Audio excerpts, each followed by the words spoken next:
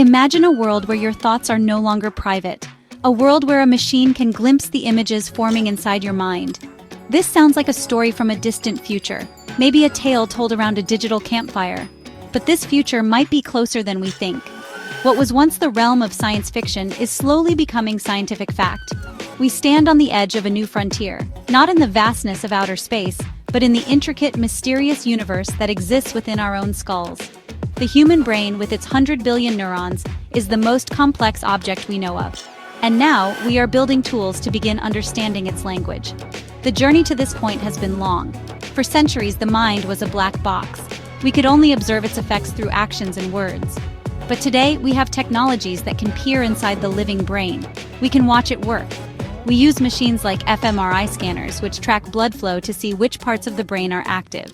We also use EEG caps, which listen to the faint electrical whispers of our neurons communicating with each other. These tools give us a blurry but fascinating picture of our inner world. They are our new telescopes, pointed not at the stars, but at the constellations of thought. Now, we are adding a powerful new ingredient to this mixed artificial intelligence. AI is very good at finding patterns. It can look at enormous amounts of data and see connections that a human mind might miss. Think of it like this. An AI can learn to recognize a cat in a photo by looking at thousands of cat pictures. In the same way, we are teaching AI to recognize patterns in our brain activity. We show the AI a brain scan of someone thinking about a cat, and we tell the AI, this is what a cat thought looks like. The AI starts to learn the brain's secret code. What could this mean for our everyday lives, perhaps in just 5 years? Picture this. You are thinking about a song, and your smart speaker begins to play it without you saying a word. Or you imagine a destination, and the route instantly appears on your car's navigation screen. You might even send a simple mental message to a friend, like I'm running late, just by thinking it. These are not grand, complex thoughts, but simple, direct concepts. The technology would start small, translating basic ideas from the electrical buzz of your brain into a command for a device, connecting your mind directly to the digital world. So, how does this incredible process actually work? It is a partnership between biology and technology. Your brain is a symphony of electrical signals.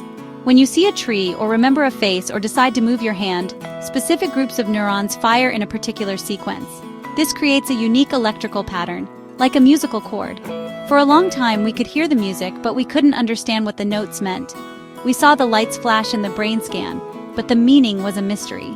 We needed a translator, something that could listen to the symphony and tell us the story it was playing. This is where AI steps in as our decoder. Scientists put a person inside a brain scanner, like an fMRI machine. They show the person hundreds of different images: a dog, a house, a car, a smiling face. For each image, the scanner records the unique pattern of brain activity. It captures a snapshot of the brain's reaction. This creates a massive library of data. Each entry in the library is a pair, the image the person saw, and the brain pattern it created. It is like building a dictionary that translates from the language of neurons into the language of pictures and words. The AI then gets to work studying this dictionary.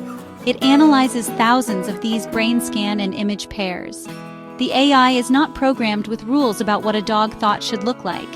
Instead, it learns by itself. It finds the subtle similarities in all the brain scans for dog and the differences between a dog scan and a car scan. Over time, the AI builds a sophisticated model. It becomes so good at this that it can eventually do something amazing. It can look at a new brain scan it has never seen before and make a very good guess about what the person was thinking or looking at. The process is like learning to read a new alphabet. At first, the symbols are just meaningless squiggles, but after seeing them paired with sounds and words again and again, you begin to recognize them. You learn that a certain squiggle means A and another means B.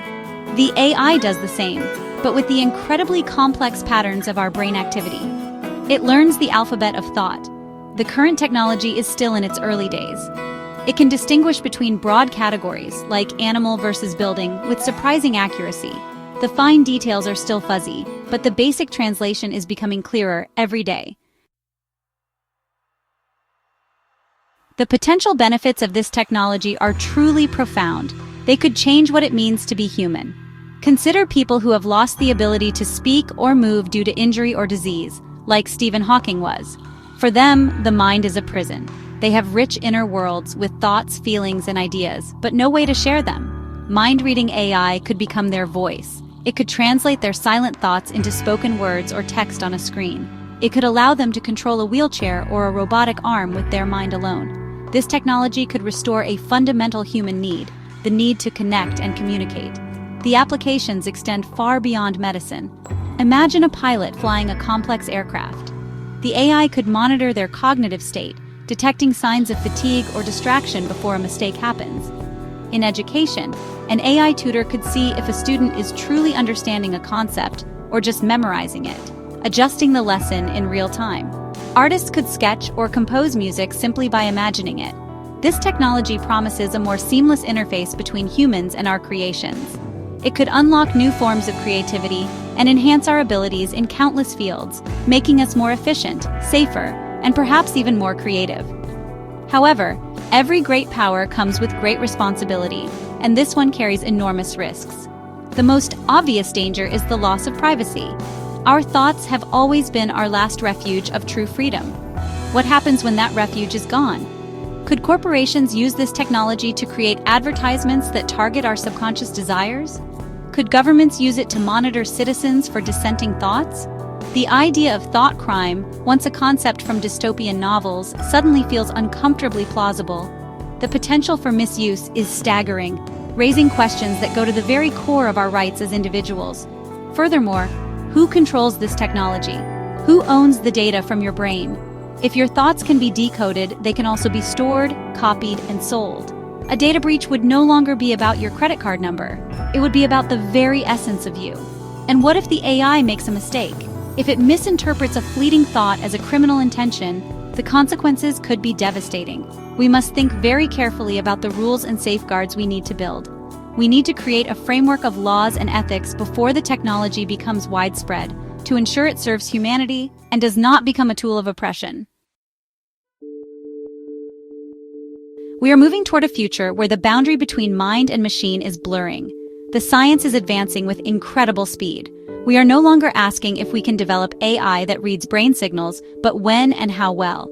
This technology is not inherently good or evil. It is a tool, and like any powerful tool, its impact will be determined by how we choose to use it.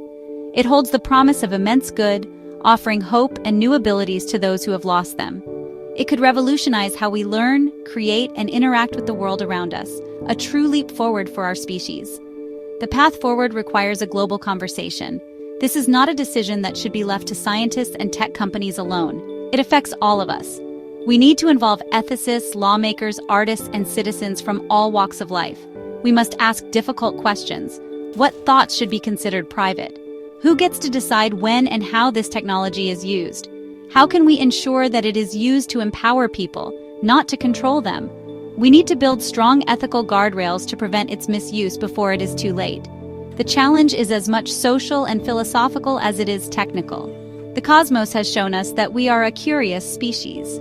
We have always pushed the boundaries of knowledge, seeking to understand the universe and our place within it.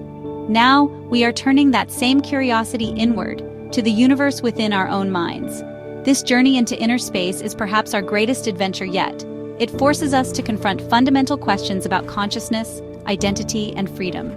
The answers we find will shape the future of humanity in ways we are only beginning to imagine, forging a new relationship between our biological minds and the artificial intelligences we create. So, as we stand here today on June 7th, 2025, looking at the horizon of possibility, we must ask ourselves a profound question. We are developing the key that could unlock the human mind, with all its dreams, fears, and secrets. It could heal and connect, but it could also expose and control.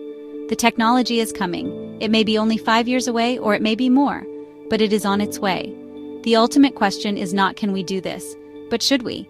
Do we really want to create an AI that can read our minds? The choice is ours to make.